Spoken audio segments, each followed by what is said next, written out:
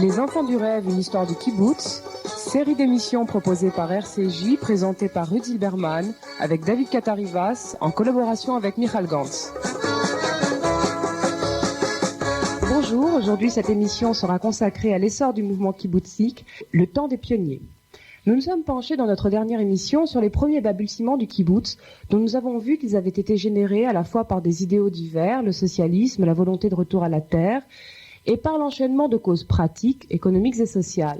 Nous avons évoqué en votre compagnie, David Katarivas, la naissance en 1911 de Degania, le premier kibbutz, ou plutôt la première kevutsa, qui allait servir de modèle aux nombreux kibbutzim nés dans les années 20 et qui vont se développer jusqu'à la création de l'État d'Israël en 1948. J'aimerais justement revenir aujourd'hui sur cette période, sur ce temps des pionniers, où véritablement l'essor des kibbutzim se confond avec l'essor de ce qui devait devenir Israël. Pour évoquer cette époque privilégiée, j'aurai aujourd'hui deux interlocuteurs, David Katarivas, bien sûr, dont je rappelle qu'ancien diplomate, écrivain, journaliste, il vit au kibbutz de Hanita en Galilée, ainsi que Michal Gantz, représentante du mouvement des kibbutz auprès de l'agence juive. D'ailleurs, Michal, je crois que vous venez du kibbutz de Matsouba en Galilée, vous êtes donc voisin avec David. C'est ça. Nous sommes à 5 kilomètres l'un de l'autre. L'un au-dessus de l'autre, oui. Et je dois à la vérité de dire que David est au-dessus de moi. Bien, alors nous avons vu hier avec l'exemple de Degania que la formule du kibbutz était la plus rentable économiquement. Mais cette formule même n'a pas eu que cet avantage. On peut dire en effet que les kibbutzim ont été aussi la réponse la plus adéquate aux deux problèmes qui se posaient en Palestine dans les années 20, dans les années 30, à savoir l'organisation et l'intégration de l'immigration nombreuse, mais aussi la lutte contre la puissance mandataire britannique. Alors, comment s'est manifestée l'action donc des kibbutzim à ces deux niveaux et comment donc s'est manifestée cette réponse aux problèmes posés? Bon, ce qui est intéressant à souligner, c'est que si au départ, l'idée à la base de la création des kibbutzim, c'était la fondation ou la création d'une société nouvelle, les membres des kibbutzim se sont très vite rendus compte que ça ne suffisait pas. Qu'il ne suffisait pas simplement de créer une nouvelle société, que la création de cette nouvelle société s'inscrivait dans un objectif beaucoup plus grand, qui était la création d'un État juif. Donc, dès le départ, si l'objectif était un objectif purement social, il s'est vite transformé en objectif national, et les membres des kibbutzim ont assumé de jouer un rôle à l'échelon national, ont pris sur eux de remplir des missions qui étaient des missions d'ordre national. Alors, il y avait d'abord l'occupation du territoire, la prise de possession du territoire. Ça ne pouvait se faire, effectivement, que sous la forme des kibbutzim. Il y avait les fermes, les fameuses fermes du baron, mais il est évident que la mise en valeur de l'ensemble du territoire national ne pouvait pas se faire sous forme de petites entreprises agricoles privées. Les Moshavim, par la suite, ont également joué un rôle important dans cette prise de possession du territoire, mais ce sont les kibbutzim qui ont joué le rôle pionnier et qui ont mis l'accent sur cette mission qu'ils avaient à remplir. Ils avaient ensuite l'idée de faire fructifier la terre, pas seulement en prendre possession, mais la faire fructifier. Et là encore, la formule kibbutzik répondait davantage aux besoins de l'ensemble du pays que les formules individuelles, à un point tel qu'aujourd'hui encore, bien que les kibbutzim représentent un pourcentage beaucoup plus petit de l'ensemble de la population juive, aujourd'hui la production agricole des kibbutzim, c'est 40% de la production nationale. Il fut un moment où la production agricole des kibbutzim, c'était presque toute la production agricole, donc ils ont pris sur eux en quelque sorte de nourrir la population d'Israël, même ceux qui venant en Israël n'allaient pas au kibbutz, allaient dans les villes. Les kibbutzim se sont donnés comme mission de nourrir la population d'Israël. La nourrir, il y avait aussi la défendre.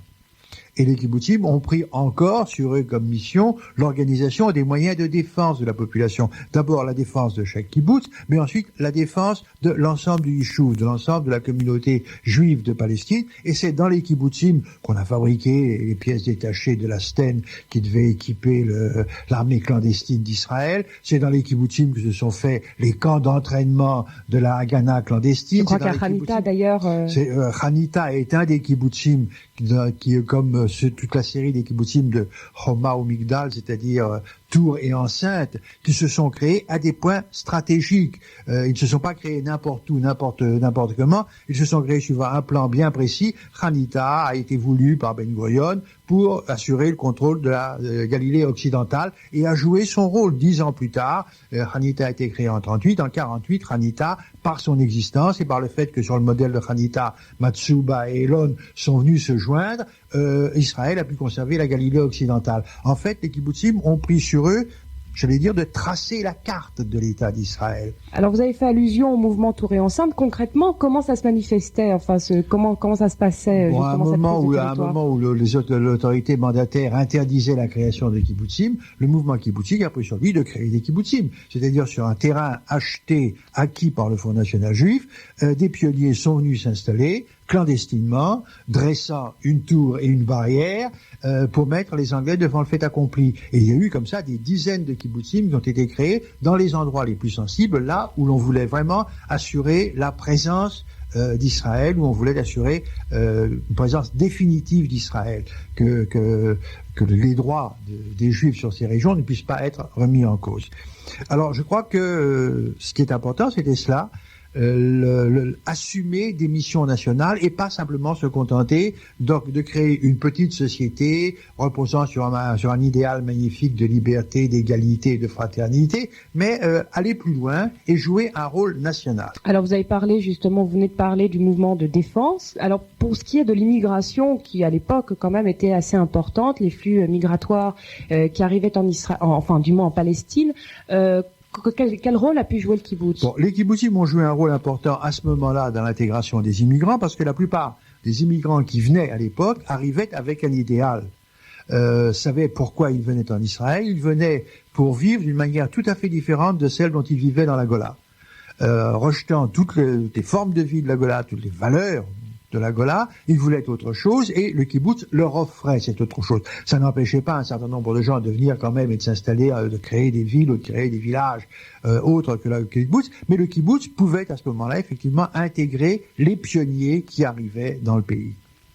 Donc en fait, le kibbutz se crée pour accueillir une nouvelle immigration, pour créer en définitive une nouvelle race de juifs, une nouvelle race de paysans. C'était un des objectifs du kibbutz, effectivement, de créer un homme nouveau, mais créer d'abord ce qui manquait au peuple juif dans la Gola, la couche paysanne. La volonté première, et c'est la raison pour laquelle les kibbutzim ont d'abord fait de l'agriculture, et surtout de l'agriculture, et ça n'est que beaucoup plus tard qu'ils vont se tourner vers l'industrie pour des tas de raisons sur lesquelles nous reviendrons. Mais au départ, effectivement, la volonté était de doter ce peuple dont la pyramide sociale était inversée, de doter ce peuple d'une classe paysanne. Et les pionniers qui arrivaient, qui avaient subi une préparation généralement dans les archarot, dans les centres des fermes-écoles de la diaspora, dans les mouvements de jeunesse sionistes pionniers. Oui, il y en avait un petit peu partout, en Allemagne, en Pologne. Arrivaient effectivement dans cet objectif, avec cette volonté de devenir des paysans. Et nous verrons quelle importance ça a eu sur le plan d'éducation, dans tous les domaines. Cette volonté d'être paysan et de ne pas être autre chose. Cette nouvelle éthique du travail, ce nouveau rapport à la terre. Exactement, ce lien avec la terre, surtout qui était très, très important.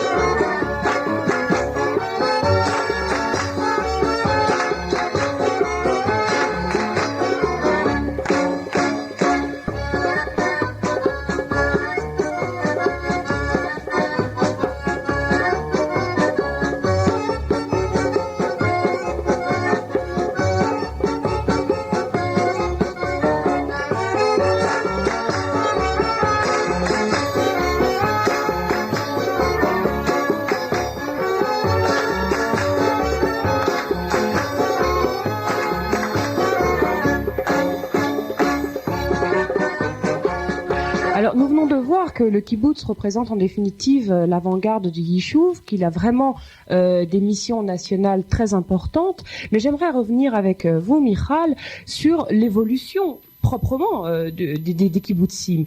Comment s'est faite l'évolution dans les années 20, dans les années 1930? Est-ce que cette évolution a été monolithique? Et dans le cas, justement, comment se sont concrétisées les diversités de cette évolution? Il est évident que les kibbutzim, en tant qu'unité isolée, n'avaient pas le pouvoir d'influer grandement sur l'ensemble de la vie, que ce soit la vie nationale ou la vie économique du pays. Si l'union fait la force à l'intérieur du kibbutz, alors c'est encore plus valable dans l'ensemble de la vie du Yishuv. À cet effet, les kibbutzim se sont réunis, ont décidé de se réunir suivant leurs grandes orientations personnelles, c'est-à-dire il n'y avait pas effectivement un courant monolithique. Si tout le monde était d'accord sur ce que vient de dire David, c'est-à-dire le lien avec le sol, la nécessité de travailler, la mise en commun des biens de production, enfin tout ce qui fait le kibbutz, les avis parfois différaient sur la façon de mettre en œuvre ces idées. En particulier, les avis différaient sur la taille que devait avoir le kibbutz. Si le kibbutz devait mettre en commun tous ses moyens de production, est-ce qu'il devait faire ça entre quelques personnes qui se connaissaient bien et qui donc d'un commun accord affectif mettaient tout ensemble dans une caisse commune, ou bien est-ce que le kibbutz avait un but éducatif national et devait étendre à tout le pays les bienfaits de son modèle? Autrement dit, est-ce que la kvutsa, dont vous avez parlé tout à l'heure, devait être une kvutsa intime, ou est-ce qu'elle devait être une kvutsa ouverte et, si je puis dire, si je peux employer le mot prosélyte, c'est-à-dire une kvutsa, un groupe qui voulait essaimer au maximum dans le pays. Sur ces premières différences ou divergences, se sont créées les deux premières fédérations, c'est-à-dire qui ont réuni dans les années 27, c'est-à-dire donc un certain temps après la création, pardon. Oui, parce que je rappelle que le Degania avait été créé en 1911. Donc c'est près de 20 ans après la création de Degania. Près de 20 ans. 25 ans même. Tout à fait. Non, 15 ans. 15 ans. Non, 15 ans. Quelle arithmétique. Bien. Donc, il a fallu quand même une quinzaine d'années pour mettre en place des structures qui représentent les différentes tendances des mouvements kibbutzim qui n'étaient pas à l'époque des mouvements, mais des groupes de gens qui fonctionnaient par affinité. La première de ces tendances, qui est celle d'étendre à tout le pays le système des kibbutz dans la mesure où c'est possible, c'est ce qu'on appelait le kibbutz me'uchad ou unifié. Ce kibbutz me'uchad ou unifié s'est inséré dans la vie politique du pays plus tard à travers un parti politique qui était le parti de l'Achdut Avoda. Ça, ce sera plus tard. Nous sommes déjà très avancés dans l'histoire du pays. Là aussi, il faudra attendre encore une quinzaine d'années à peu près, n'est-ce pas, David? Oui. La deuxième fédération, qui est contemporaine de celle du grand kibbutz ou d'Israël, du grand kibbutz, c'est la fédération de l'Ichoud ou Chever HaKvutzot, qui est dont la traduction c'est Ligue des groupes.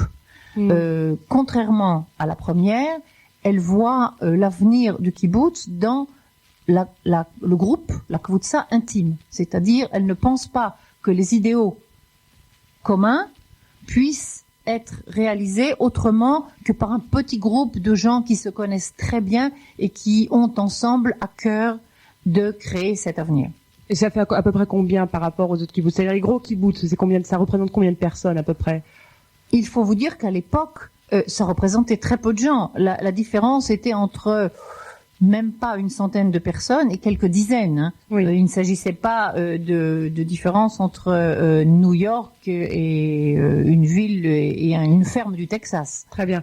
Et sinon, d'autres fédérations se créent après, mis à part ces deux fédérations premières? Une troisième fédération se crée très vite après, dont, si vous voulez, la formule n'était pas basée sur l'affinité en nombre, c'est-à-dire ni petit ni grand, mais la formule intermédiaire d'un groupe composé d'une centaine de membres à peu près, dont le ciment, c'était l'idéologie, ce groupe étant le groupe de la Shomer HaTzaïr, ou Jeune Garde, qui lui aussi s'incarnera plus tard dans un parti politique. Je pense que nous pourrons l'extrême gauche des kibbutz en reparler. Oui.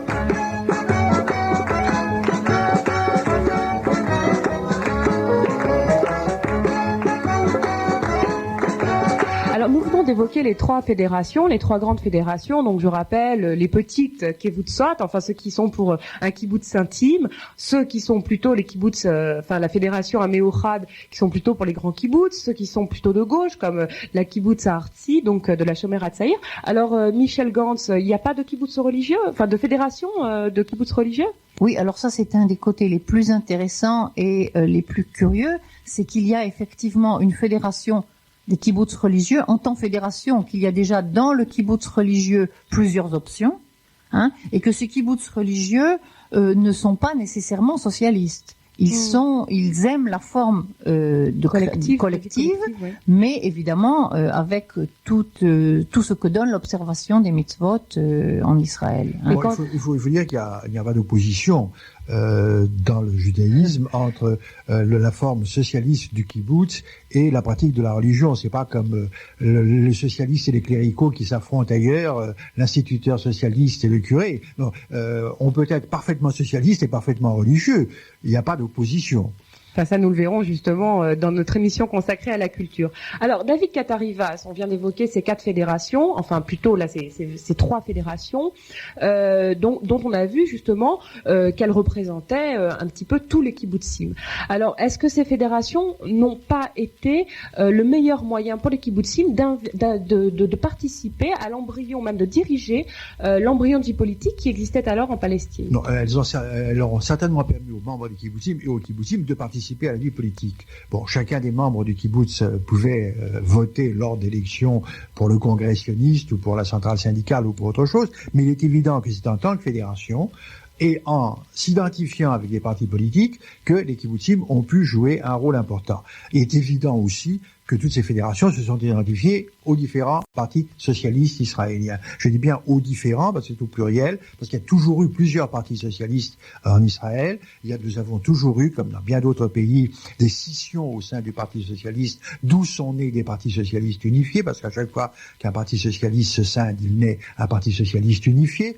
Et au sein des kibbutzim, ça a été la même chose, des scissions au sein de fédérations, d'où sont nées des fédérations de kibbutzim unifiées, les unes après les autres, l'identification se faisant suivant les différentes tendances des partis du parti socialiste. Alors il y a quand même une différence entre les différentes fédérations socialistes, disons, représentant ou s'identifiant aux différents partis socialistes, et la Shomer HaTzaïr, c'est-à-dire le kibbutz Artsi s'identifiant à la Shomer HaTzaïr, qui est, pourrait-on dire, la seule fédération de kibbutzim marxistes, dans lesquelles l'orientation est marxiste, alors qu'elle l'est beaucoup moins dans les autres kibbutzim. Et il y aura, à la suite d'ailleurs de cette orientation des kibbutzim de la Shomer HaTzaïr, la première scission importante, non seulement au sein des fédérations, mais au sein des kibbutzim. On assistera au grand drame qui a traumatisé le mouvement kibbutzim, qui a empêché par la suite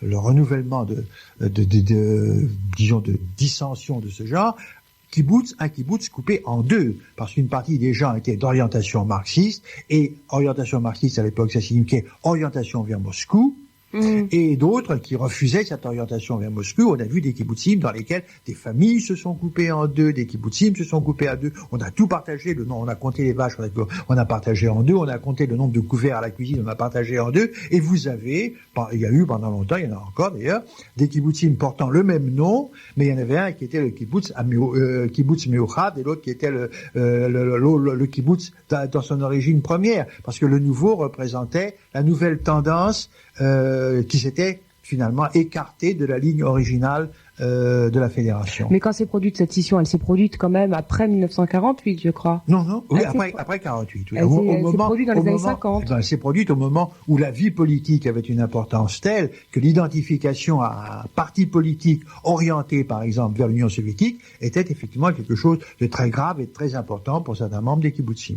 Alors, Michal, j'aimerais peut-être revenir pour conclure sur le rôle des fédérations actuellement, parce que nous avons évoqué leur naissance, mais quel est pratiquement actuellement le rôle de ces fédérations? Oui, alors là, je reprends un petit peu là où David s'est arrêté, et pour expliquer que l'identification à des partis politiques a freiné peut-être pendant assez longtemps l'efficacité globale de ces fédérations, dans la mesure où elles se sentaient complètement assimilées ou affiliées à une tendance. Les partis politiques en question ont changé. Le MAPAI a disparu, l'Ardut Avoda s'est fusionné, même le MAPAM aujourd'hui n'existe plus seulement à l'intérieur de la grande formation Meretz. Et donc, les fédérations qui s'y étaient associées sont un petit peu restées en marge. Il a fallu attendre un gros effort en 1979 pour que de nouveau on ait une première réunification des deux tendances dont j'ai parlé plus tôt, de la petite et de la grande Kvutsa, c'est-à-dire dans un... C'est-à-dire un Meuchad et voilà. Hein. Et dans un nouveau sigle qui s'appelle le Takam, qui est les kibbutz unifiés.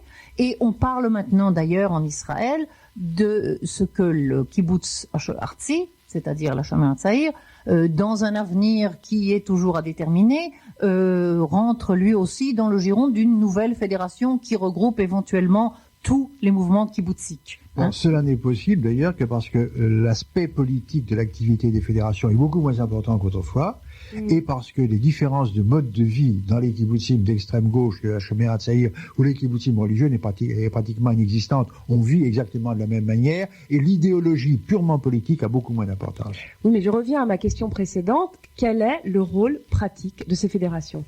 Et alors ces fédérations, effectivement, depuis une dizaine d'années, ont abandonné avec beaucoup de sagesse leur rôle idéologique ou politique et sont aujourd'hui des structures d'assistance technique. Et elles n'en sont pas moins importantes pour autant, au contraire, parce que maintenant, je dirais qu'elles ont retrouvé leur rôle naturel, c'est-à-dire les fédérations ou la fédération unifiée est au service des kibbutzim, c'est-à-dire elle offre aux kibbutzim tous les services possibles qu'ils ne pourraient pas avoir chez eux étant donné leur taille et leur niveau économique. Il s'agit en particulier, je cite au hasard, de l'association des industries kibbutziques qui permet à un kibbutz de ne pas se porter concurrent du prochain. Il s'agit d'un fonds de soutien qui permet d'aider éventuellement un kibbutz qui bat de l'aile, et nous verrons plus tard qu'ils ne sont pas légion, mais il y en a. Il s'agit de mettre en commun les données qui aujourd'hui, dans ce monde d'informatisé, sont énormes à la disposition des kibbutzim et qui peuvent se consulter dans un système informatisé. Il s'agit éventuellement de fournir des techniciens, de les former, de former des professeurs, de former tous les gens, tout le matériel humain dont les kibbutzim ont besoin. En gros, il s'agit d'une infrastructure centralisée qui est là au service du développement de chaque kibbutz et dont chaque kibbutz a à cœur de maintenir l'infrastructure.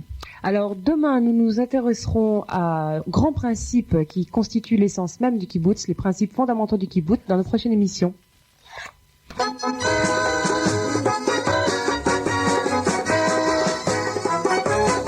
C'était Les Enfants du Rêve, une histoire du kibbutz. Série d'émissions proposée par RCJ, présentée par Rudy Zilberman avec David Katarivas, en collaboration avec Michal Gantz.